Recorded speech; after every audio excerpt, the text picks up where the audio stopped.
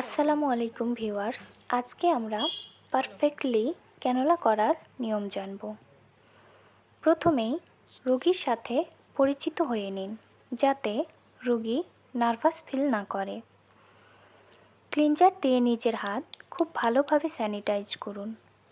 রোগীর শিরা পরীক্ষা করে নিন, এটি খুবই গুরুত্বপূর্ণ একটি পর্যায়।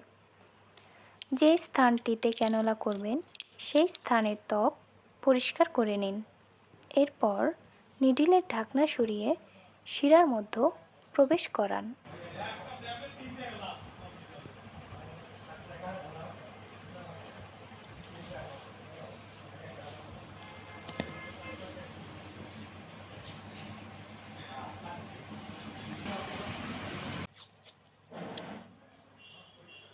এরপর আঠার মাধ্যমে ক্যানোলাটি ভালোভাবে আটকে নিন, যেন ক্যানোলা নড়ে না যায়।